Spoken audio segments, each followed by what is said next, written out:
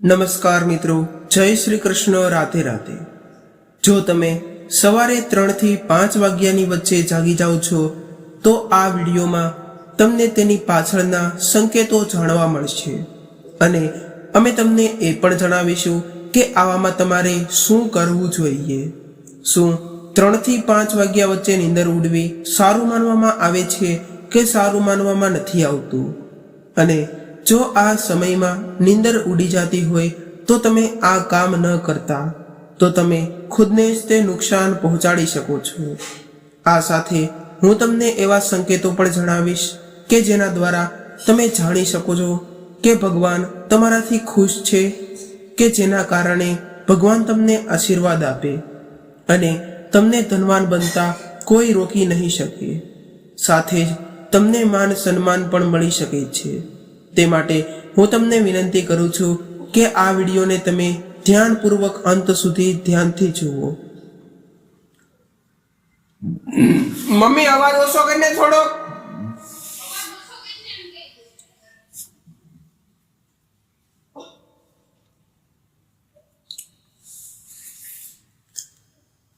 અને જો પસંદ આવે તો અમારી ચેનલને સબસ્ક્રાઇબ કરવાનું ભૂલશો નહીં. વિડીયોને લાઈક અને તમારા મિત્રો સાથે શેર કરજો. અને જો કૃષ્ણ ભગવાનને માનતા હોય તો કોમેન્ટ બોક્સમાં જય શ્રી કૃષ્ણ જરૂર લખજો. તો મિત્રો, આપણે નીંદર સંબંધિત કેટલા એવા ઉપાયો અને કેટલા એવા સંકેતો વિશે આગળ વાત કરીએ. એક જૂની કહેવત છે કે જ્યારે ભગવાન દયાળુ હોય ત્યારે તે પોતાના ભક્તોને તેમના અપાર આશીર્વાદ આપે છે. ભગવાનનો સહારો અને વ્યક્તિની મહેનત બંને મળી જાય તો તેને સફળ થવાથી કોઈ રોકી નથી શકતું. વ્યક્તિની ઊંચાઈ પર પહોંચવાની ઈચ્છા હોય છે, પરંતુ શું તમે જાણો છો કે કોઈ પણ વ્યક્તિ સફળ થાય તે પહેલા ભગવાન તેમને ચોક્કસ આ સંકેતો આપે છે? તો સફળતા માટે એવા કેવા સંકેતો મળે જે ભગવાન આપણા માટે મોકલતા હોય તો હું તમને તે જણાવું છું. અને જો ભગવાન તમને સફળતાના સંકેતો આપી રહ્યા હોય તો તમે કદાચ તો આવું નથી કરી રહ્યા ને. અને પુરાણોમાં પણ એવું કહેવામાં આવ્યું છે કે ચાલો તો આપણે તેના વિશે જાણી લઈએ કે ગુરુજી આ વિશે શું કહે છે. જ્યારે પણ કોઈ વ્યક્તિને સારું પરિણામ નથી મળતું ત્યારે ભગવાન તેને ચોક્કસપણે આ સંકેત આપે છે. મિત્રો, આપણે નંબર 1 ની વાત કરીએ તો જો કોઈ વ્યક્તિની ઊંઘ અચાનક બંધ થઈ જાય, વારંવાર જો રાત્રે 3 વાગ્યા પછી તેમની આંખ ખુલે તો આ સંકેત ખૂબ જ શુભ માનવામાં આવે છે કે રાત્રે 3 વાગ્યા પછી દેવી દેવતાઓની અસીમ શક્તિઓ જાગી જાય છે. તમારું વારંવાર સવારે 3 વાગ્યા પછી જાગવું એ સફળતાની નિશાની છે. સવારે 3 વાગ્યા પછી દેવી દેવતાઓ પાસેથી મળેલું વરદાન ક્યારેય ખાલી નથી જતું. ભગવાન તમારી પ્રાર્થનાઓ ચોક્કસપણે સાંભળે છે. પણ મિત્રો, જ્યારે પણ તમારી આંખ 3 થી 5 વાગ્યા વચ્ચે ખુલે છે તો તમારે આ એક કામ અવશ્ય કરવું જોઈએ જે ખુદ ભગવાન તમારી પાસે ઈચ્છતા હોય. જો તમે આ નહીં કરો તો તમને શુભ ફળ નહીં મળે. તો મિત્રો, તે શું કામ છે તે હું તમને આગળ જણાવવાનો છું. હવે નંબર 2 વિશે વાત કરી લઈએ તો જો તમે તમારા સપનામાં ઊંચા પહાડો જોવો છો અને તમે ત્યાંથી વહેતા પાણીનો ધોધ જોશો અને તમે આ પાણી પી રહ્યા હોય તો તમે ચોક્કસપણે સફળતા મળશે. અને આ સંકેતનો અર્થ એ છે કે ભગવાન સ્વયં તમને આશીર્વાદ આપી રહ્યા છે. હવે મિત્રો, આપણે નંબર 3 વિશે વાત કરીએ તો શાસ્ત્રો અનુસાર જો તમારા સપનામાં દેવી દેવતાઓ દેખાય તો તેને ખૂબ જ શુભ માનવામાં આવે છે. એવું માનવામાં આવે છે કે સપનામાં દેવી દેવતાઓનું આવવું ખૂબ જ ફાયદાકારક હોય છે. સ્વપ્નમાં દેવી દેવતાઓનું આવવું એ ધર્મનિષ્ઠ વ્યક્તિ હોવાનો સંકેત આપે છે. અને ભાગ્યે જ કોઈ એવા લોકો હશે જેમને સપનામાં દેવી દેવતાઓ દેખાતા હોય અને તે ખૂબ જ શુભ માનવામાં પણ આવે છે. જે લોકો ભગવાનની પૂજા આરાધના રોજ કરતા હોય અને સુખમાં પણ ભગવાનને યાદ કરતા હોય તેવા લોકોને ચોક્કસપણે ભગવાન રાત્રે સપનામાં આવીને આશીર્વાદ આપે છે. આવા વ્યક્તિને થોડી જ વારમાં સફળતા મળી જાય છે। અને મિત્રો, એક વાતનું પણ તમે ખાસ ધ્યાન રાખજો કે આવા સપના આવે તો આ સપના તમારે કોઈ બીજા વ્યક્તિને ન કહેવા જોઈએ। જો તમારો કોઈ અંગત વ્યક્તિ, ખાસ વ્યક્તિ હોય તો તમે તેને માત્ર કહી શકો છો, પરંતુ તમારે એ પણ વાતનું ધ્યાન રાખવાનું છે કે એ વ્યક્તિ કોઈ બીજાને ન કહી દે। તો ચાલો મિત્રો, નંબર 4 વિશે વાત કરીએ। તો નંબર 4 પર છે, જો તમે આવનારી ઘટનાઓની પહેલેથી જ સ્વપ્ન દ્વારા જાણકારી થઈ જતી હોય તો તમને આ પૂર્વ સૂચક મળે છે, તો તમારે સમજવું જોઈએ કે દેવી શક્તિઓ એ તમને આશીર્વાદ આપ્યા છે। તો મિત્રો, હવે નંબર 5 વિશે વાત કરીએ। તો તમને સપનામાં કૌટુંબિક પ્રેમ, તમારા પત્ની તરફથી મળતો પ્રેમ, પુત્ર, પુત્રી અને તમારા પરિવારના તમામ સભ્યો તમને આદેશ પાલન કરી રહ્યા હોય અને એ બધા તમને પ્રેમ કરે છે અને તમે પણ તેમને પ્રેમ કરો છો, તો તમારે સમજવું જોઈએ કે દેવી શક્તિઓ તમારા પર પ્રસન્ન છે। હવે મિત્રો, આપણે નંબર 6 ની વાત કરીએ। તો જો તમને સપનામાં અચાનક લાભ મળે અને તમને સંપત્તિ મળતી હોય અથવા તો તમને પૈસા કમાવાના અલગ અલગ સ્ત્રોતો સપનામાં જોવા મળે છે તો આ એક શુભ સંકેત માનવામાં આવે છે। હવે નંબર 7 ની વાત કરીએ। તો જો તમને સપનામાં કોઈ સુગંધિત વાતાવરણ લાગતું હોય, તમારી આજુબાજુનું વાતાવરણ તમને સુગંધિત દેખાતું હોય અને સ્વચ્છ અને સુંદર દેખાતું હોય તો સમજો કે ભગવાનની શક્તિઓ તમારી આસપાસ છે અને તમને મદદ કરવા માંગે છે। હવે આપણે નંબર 8 વિશે વાત કરીએ।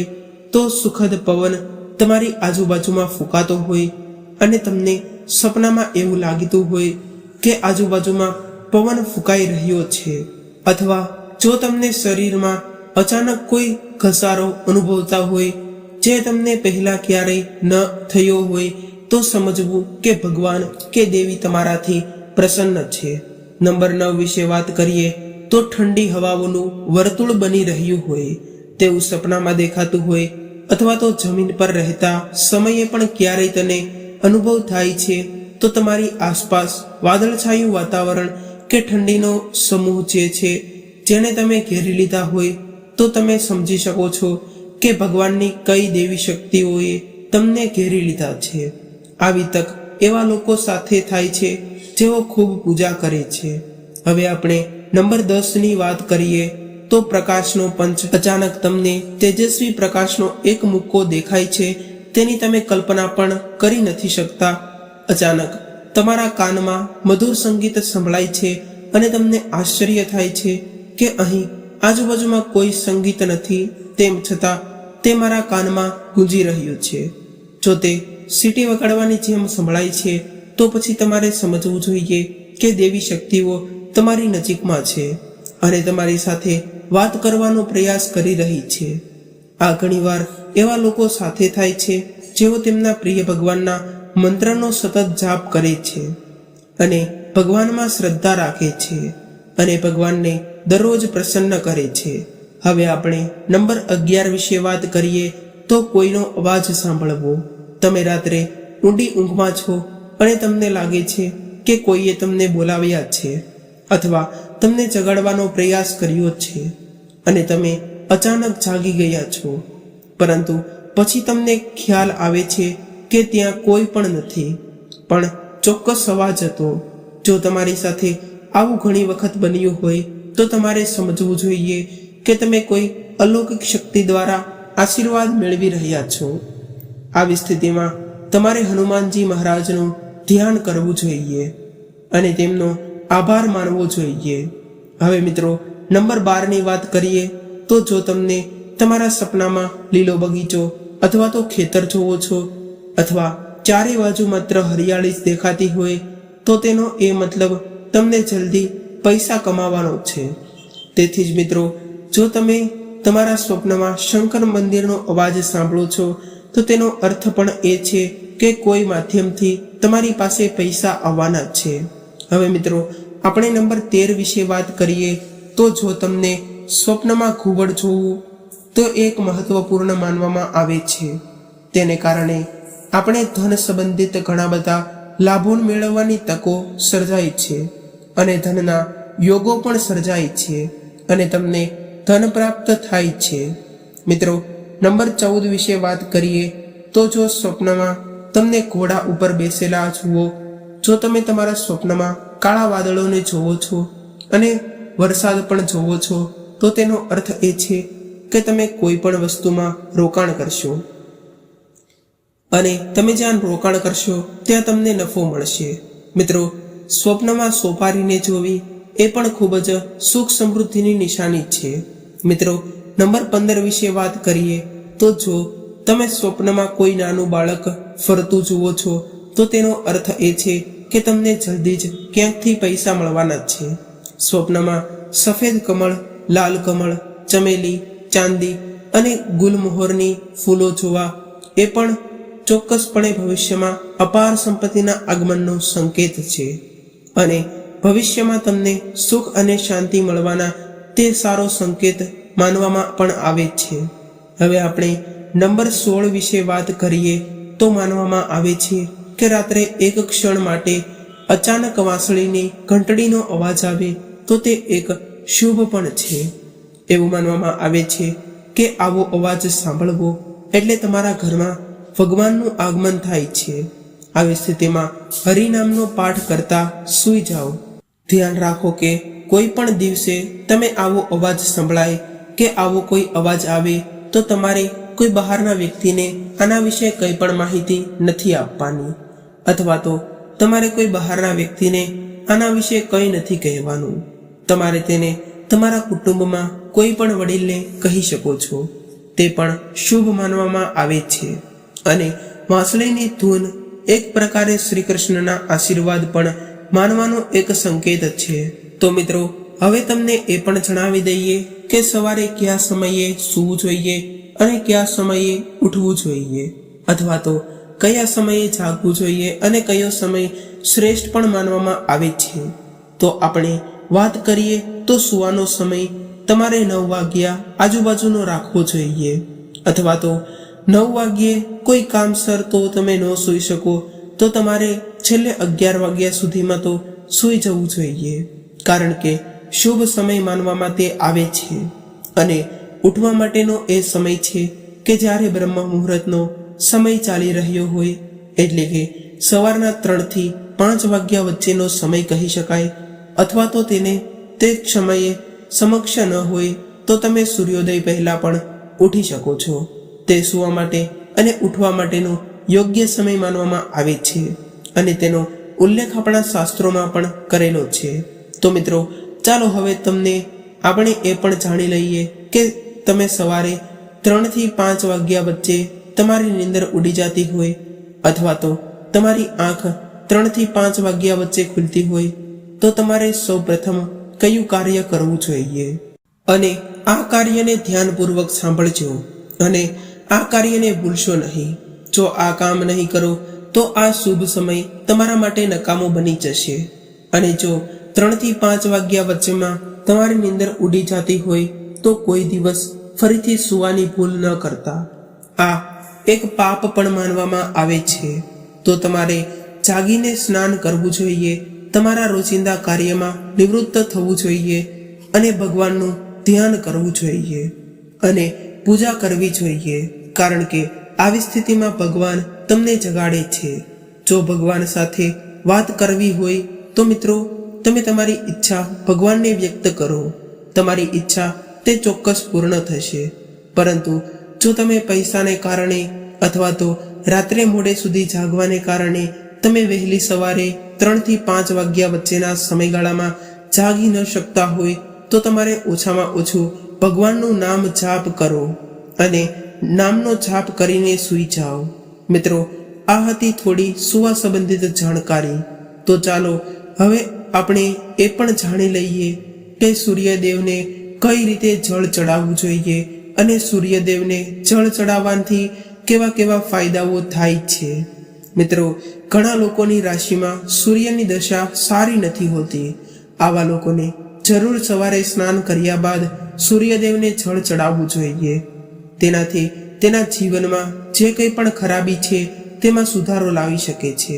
પણ મિત્રો, સવાલ એ છે કે સૂર્ય ભગવાનને કઈ રીતે જળ ચડાવવું જોઈએ, તેમજ ક્યારે જળ ચડાવવું જોઈએ. મિત્રો, હવે આપણે વાત કરીએ કે સૂર્યદેવને જળ ચડાવતા સમયે આપણે કઈ વાતોનું ધ્યાન રાખવું જોઈએ. જો તમે સૂર્યદેવને જળ ચડાવતા સમયે આ ભૂલો કરો છો તો સૂર્યદેવને જળ ચડાવવાનું અથવા તો ન ચડાવવું એક સમાન હોય છે. તો ચાલો આપણે જાણીએ કે સૂર્યદેવને જળ ચડાવતા સમયે થતી ભૂલો વિશે. બની શકે કે આવી ભૂલને કારણે જ દરરોજ સૂર્યદેવને જળ અર્પણ કરવાથી પણ તમને કોઈ પણ પ્રકારનો લાભ નથી થતો. તો મિત્રો, સૌથી પહેલી વાત એ છે કે આપણે પૂર્વ દિશા તરફ મુખ રાખીને સૂર્યદેવને જળ અર્પણ કરવું જોઈએ. અને જળ ચડાવતા સમયે જળના ટીપાઓ તમારા પગ ઉપર બિલકુલ ના પડવા જોઈએ. હંમેશા આ વાતનું ધ્યાન રાખવું કે જ્યારથી પણ તમે જળ ચડાવી રહ્યા છો તો તે સ્થાનથી સૂર્યદેવને આપવામાં આવતી અર્ધીનું જળ આપણા પગ ઉપર કોઈ કારણોસર પડવું ન જોઈએ. જો જળ ચડાવતા સમયે તમારા પગ ઉપર જળ પડે છે તો તે સારી વાત નથી. તેનાથી સૂર્યદેવ ક્રોધિત થઈ જાય છે. તમારા ઉપર કોઈકની અશુભ દ્રષ્ટિ પણ પડી શકે છે. સૂર્યદેવને જળ ચડાવતા સમયે સૂર્યદેવના આ મંત્રનો જાપ કરવો જોઈએ. ઓમ સૂર્યાય નમઃ, ઓમ સૂર્યાય નમઃ. મિત્રો, બીજી વાત એ છે કે સ્નાન કર્યા વગર ક્યારે પણ સૂર્યદેવને જળ ન ચડાવવું જોઈએ. ભૂલથી પણ આવી ભૂલ ન કરવી જોઈએ. સૂર્યદેવને સ્વચ્છતા ખૂબ જ પસંદ છે. એવામાં જો તમે સ્નાન કર્યા વગર તેમને જળ ચડાવી દેશો તો તે તમારાથી ક્રોધિત થઈ જશે અને તમે જે પણ કાર્યથી તેને જળ ચડાવતા હશો તે કાર્યમાં પણ તમને અસફળ થશો.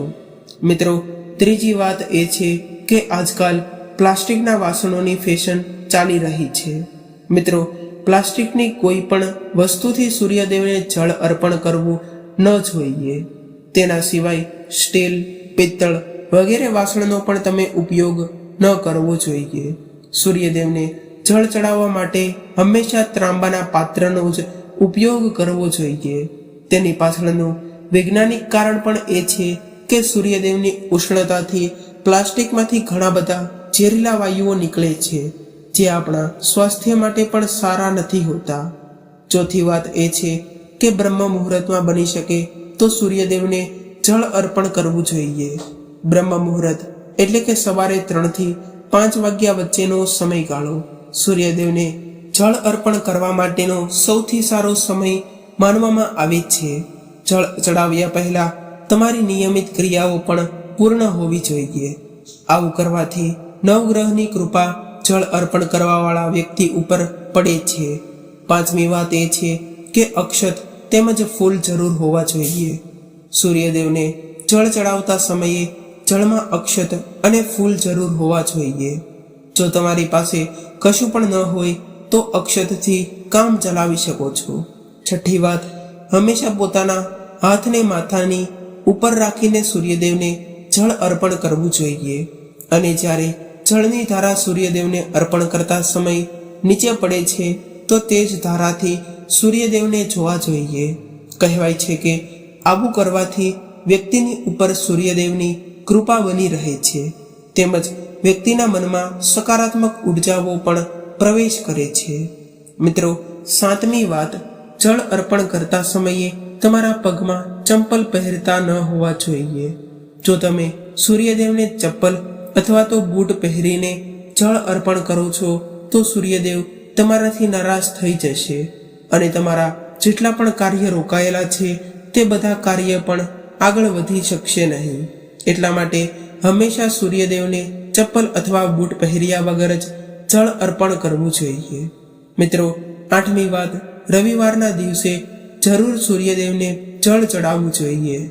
તમે દરરોજ સૂર્યદેવને જળ ચડાવો કે ન ચડાવો, પરંતુ રવિવારના દિવસે સૂર્યદેવને જળ જરૂર ચડાવવું જોઈએ. કારણ કે રવિવારના દિવસને સૂર્યદેવનો દિવસ માનવામાં પણ આવે છે. આ દિવસે દરેક વ્યક્તિએ સૂર્યદેવને જળ અર્પણ કરવું જોઈએ. તેનાથી તમારી કુંડળીમાં સૂર્ય સંબંધિત દોષ હશે તે દોષ પણ સદગુણમાં પરિવર્તિત થઈ જશે.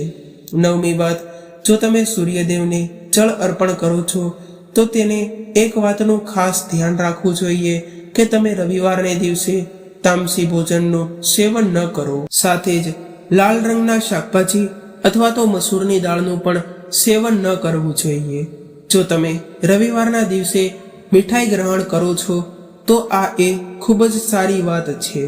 રવિવારના દિવસે લાલ કપડાને ભૂલથી પણ પહેરવું ન જોઈએ. તો મિત્રો, હવે વાત કરીએ ઉપાયો વિશે. તો રવિવારનો દિવસ ભગવાન સૂર્યદેવને સમર્પિત હોય છે. રવિવારના દિવસે ભગવાન સૂર્યદેવની પૂજા કરવાથી ઘણા લાભ પ્રાપ્ત થાય છે. આમ તો પ્રતિ દિવસ સૂર્યદેવની પૂજા કરવી જોઈએ, પરંતુ રવિવારના દિવસે વિશેષ પ્રકારની સૂર્યદેવની પૂજા કરી લેવી જોઈએ. તો મિત્રો, તમારે એક ત્રાંબાનું પાત્ર લેવાનું છે. તે ત્રાંબાના પાત્રમાં તમારે શુદ્ધ જળ ભરીને ભગવાન સૂર્યદેવને દરેક રવિવારના દિવસે અર્પણ કરવાનું છે. જો તમે આવું પ્રતિદિન નથી કરી શકતા તો આવું તમારે રવિવારને દિવસે જરૂર કરવું જોઈએ. એમ તો દરરોજ સૂર્યદેવને જળ અર્પણ કરવું જ જોઈએ. જો તમારી પાસે પૂજા કરવાનો સમય નથી તો દરરોજ સવારે સ્નાન કર્યા બાદ સૂર્યદેવને 1 લોટો જળ જરૂર અર્પણ કરવું જોઈએ. જો તમે સૂર્યદેવને 1 લોટો જળ અર્પણ કરો છો તો તમારી કુંડળીના દોષો પણ નાશ પામે છે. અથવા જો તમે મુશ્કેલીઓમાંથી ઘેરાયેલા હોય તેનાથી મુક્તિ પણ મળી જાય છે. જ્યારે તમે સૂર્યદેવને જળ અર્પણ કરો છો તો ત્યારે તમારે ગાયત્રી મંત્રનો જાપ કરવો જોઈએ. જો તમારી પાસે સમય છે તો 108 વાર ગાયત્રી મંત્રનો જાપ કરી લેવો જોઈએ.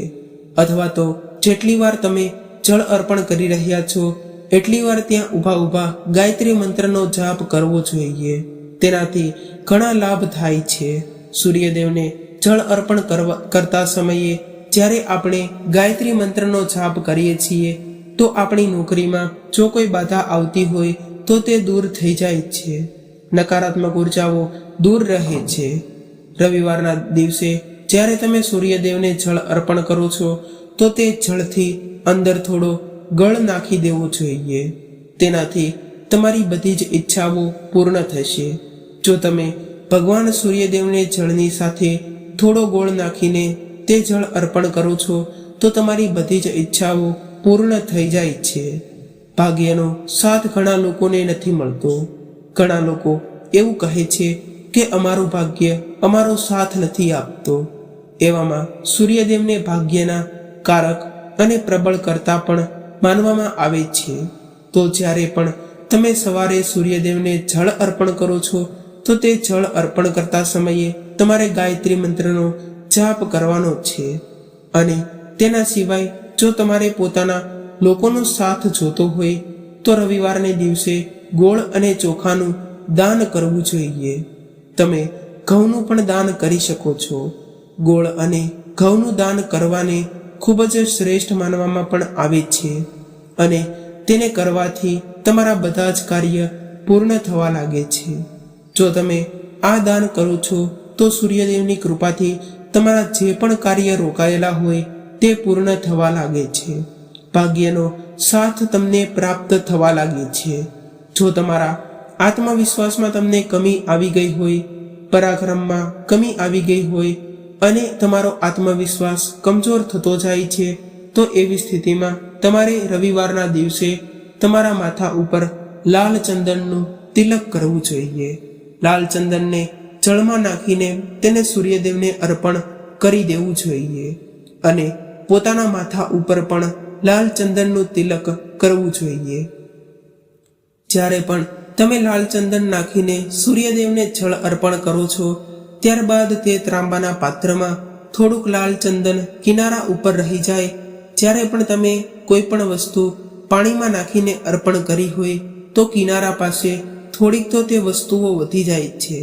તે પાત્રમાંથી જ અનામિકા આંગળીઓથી તે લાલ ચંદનને તમારે લેવાનું છે અને તેનું તમારે તમારા માથા ઉપર તિલક કરવાનું છે. જો તમે આવું પ્રતિ દિવસ કરો છો તો નિશ્ચિતપણે ખૂબ જ જલ્દીથી તમારા આત્મબળમાં વૃદ્ધિ થાય છે. તમારા બધા જ કાર્ય પૂર્ણ થવા લાગે છે જો તમે વેપાર કરો છો તો તમને તેનાથી પણ તમારો વેપાર છે અથવા તો તમારા વેપારિક સંબંધો ખૂબ જ મજબૂત થશે. સાથે જ તમારા માન સન્માન અને તમારા આત્મવિશ્વાસમાં પણ વૃદ્ધિ થાય છે. સૂર્યદેવને કૃપા પ્રાપ્ત કરવા ઈચ્છો છો તો લાલ મસૂરની દાળ કોઈ પણ બ્રાહ્મણને રવિવારના દિવસે દાન કરવી જોઈએ. જો તમે બ્રાહ્મણને લાલ મસૂરની દાળનું દાન કરો છો તો તેનાથી તમારા જન્મ કુંડળીના દોષ પણ દૂર થઈ જાય છે. આવું તમે સતત 7 રવિવાર સુધી કરી લેશો. જેમ કે તમે દાન કરો છો અને આ રવિવારથી તમે શરૂઆત કરી અને 7 રવિવાર સુધી સતત તમે આવું દાન કરતા રહેશો તો તમને ખૂબ જલ્દી લાભ થવા લાગશે. સાથે જ ગ્રહ દોષી મુક્તિ મળી જાય છે. તમારે રવિવારના દિવસે ગોળ ખાઈને કોઈ પણ કાર્ય કરવા માટે નીકળવું જોઈએ. જેમ કે સવારે ઉઠીને તમે થોડો ગોળ ખાઈ લો છો અને પોતાના કાર્ય ઉપર જાઓ છો, અથવા તો ગોળ અને ચોખાથી બનેલી ખીર તમે સૂર્યદેવને ચડાવો છો તો તેનાથી દિવસ પણ સારો પસાર થાય છે. ભગવાન સૂર્યદેવને અર્પણ કર્યા બાદ તમે આ ખીર પ્રસાદ રૂપે પણ સ્વયં ગ્રહણ કરી શકો છો અને પરિવારના બધા જ લોકોને પણ ખવડાવી શકો છો. તેવું કરવાથી તમારી અને તમારા પરિવારના લોકોને વૃદ્ધિ થાય છે. જીવનમાં તમને સફળતાની પ્રાપ્તિ થાય છે. વેપાર હોય, નોકરી હોય, દરેક જગ્યાએ તમને સન્માન મળે છે. જો તમારા ઘરમાં કોઈ બીમારી છે તો તેને કહો કે તે એક ત્રાંબાના પાત્રમાં એક પણ લાલ ફૂલ અથવા કોઈ ચંદન નાખીને સૂર્યદેવને જળ અર્પણ કરે. આવું કરવાથી સૂર્યગ્રહ સારો થવા લાગે છે અને આત્મવિશ્વાસ વધે છે. અને જ્યારે આપનો આત્મવિશ્વાસ વધે છે તો રોગમાંથી પણ મુક્તિ મળે છે. નકારાત્મક શક્તિઓથી છુટકારો મળી જાય છે. દવાઓ જલ્દી જ કામ કરવા લાગે છે. રવિવારના દિવસે આદિત્ય સ્ત્રોતનો 8 વાર પાઠ કરવો જોઈએ. જો તમે ઈચ્છો છો કે તમને સૂર્યગ્રહનો પૂરેપૂરો લાભ પ્રાપ્ત થાય તો તમારે રવિવારને દિવસે આદિત્ય સ્ત્રોતનો આ પાઠ જરૂર કરવો જોઈએ. આદિત્ય સ્ત્રોતનો પાઠ જો તમે રવિવારને દિવસે 3 વાર અથવા તો 8 વાર કરો છો તો પ્રતિ દિવસ કરો છો તો તમારા જીવનની તમામ મુશ્કેલીઓ દૂર થાય છે. તમારા મનની કોઈ પણ કામના હોય તે પણ પૂર્ણ થાય છે. જો સંતાન પ્રાપ્તિની ઈચ્છા હોય અથવા તો માન સન્માન પ્રાપ્ત કરવાની ઈચ્છા હોય, શિક્ષામાં સફળતા પ્રાપ્ત કરવાની ઈચ્છા હોય, નોકરીમાં સફળતા પ્રાપ્ત કરવી હોય અથવા તો જીવનની કોઈ પણ ઈચ્છા હોય તો તે પૂર્ણ થાય છે. અને કોઈ પણ મુશ્કેલીઓમાંથી મુક્તિ મેળવવા માટે તમારો આત્મવિશ્વાસ ખૂબ જ જરૂરી છે. જો તમારી અંદર આત્મવિશ્વાસ હશે તો તમે કોઈ પણ મુશ્કેલીમાંથી મુક્તિ પ્રાપ્ત કરી શકશો. અને આત્મવિશ્વાસની પ્રાપ્તિ ત્યારે જ થાય છે જ્યારે સૂર્ય આપણી જન્મ કુંડળીમાં ખૂબ જ સારી સ્થિતિમાં હોય. મિત્રો, એક ખૂબ જ સરળ ઉપાય અમે તમને જણાવવા જઈ રહ્યા છીએ. તેને તમારે જરૂર કરવો જોઈએ. જો તમે કોઈ પણ મુશ્કેલીઓથી ઘેરાયેલા છો અથવા તો કોઈ પણ રીતે પરેશાન છો અથવા તો કોઈ પણ તમારી વિશેષ કામના છે તો આ ઉપાયને જરૂર કરવો જોઈએ. મિત્રો, સૂર્યદેવને જ્યારે પણ તમે જળ અર્પણ કરો છો ત્યારે જળની અંદર તમારે એક બીલીપત્રનું પાંદડું નાખવાનું છે અને આ બીલીપત્રની સાથે ભગવાન સૂર્યદેવને જળ અર્પણ કરવાનું છે. આ ઉપાય કરતા માટે તમે એક ત્રાંબાનું પાત્ર લઈ લો. તેની અંદર થોડું ગંગાજળ નાખો અને થોડું સાદું જળ નાખો અને એક બીલીપત્ર નાખી દો અને સાથે જ તમે અક્ષર પણ નાખી શકો છો. ત્યારબાદ તમારે ભગવાન સૂર્યદેવને આ જળ અર્પણ કરવું જોઈએ અને તમારે 7 વારમાં જળ અર્પણ કરવું જોઈએ. એક જ પત્રનું જળ તમારે થોડું થોડું કરીને 7 વાર રોકીને અર્પણ કરવાનું છે અને ભગવાનને જોઈને તમારે આ મંત્ર બોલવાનો છે. ઓમ રીમ રીમ સૂર્યાય નમઃ, ઓમ રીમ રીમ રીમ સૂર્યાય નમઃ. તો આ મંત્રને આ રીતે તમારે બોલીને જો તમે સૂર્યદેવને જળ અર્પણ કરવામાં આવે તો જલ્દી જ તમારા મનની બધી જ ઈચ્છાઓ પૂરી થાય છે. તમારે જે પણ કામના છે તેને તમે ભગવાન સૂર્યદેવને કહી શકો છો અને થોડા સમય માટે તમે આદિત્યહીન સ્ત્રોતનો પણ પાઠ કરી શકો છો, અથવા તો તમે 108 વાર ગાયત્રી મંત્રનો જાપ પણ કરી શકો છો, અથવા તો ભગવાન સૂર્યદેવને કોઈ પણ મંત્ર હોય તેનું તમે 108 વાર જાપ કરી શકતા હોય તેવા મંત્રને તમારે જાપ કરવો. આ ઉપાયને જરૂર કરો, જેનાથી તમારી બધી જ મનોકામનાઓ જલ્દી જ પૂર્ણ થાય છે. તો મિત્રો, આ સાથે આપણો આજનો વિડીયો અહીંયા પૂર્ણ થાય છે. અને જો આ જ વિડીયો તમને જોવા માંગતા હોય તો અમારી ચેનલને જરૂરથી સબસ્ક્રાઇબ કરી લેજો. અને હા, નોટિફિકેશન બેલને ઓન કરવાનું ભૂલશો નહીં. વિડીયોને લાઈક અને તમારા મિત્રો સાથે શેર કરજો. અને જો કૃષ્ણ ભગવાનને માનતા હોય તો કોમેન્ટ બોક્સમાં જય શ્રી કૃષ્ણ અવશ્ય લખજો. ફરી મળીશું આવા જ એક નવા વિડીયો સાથે. ત્યાં સુધી સૌને મારા જય શ્રી કૃષ્ણ.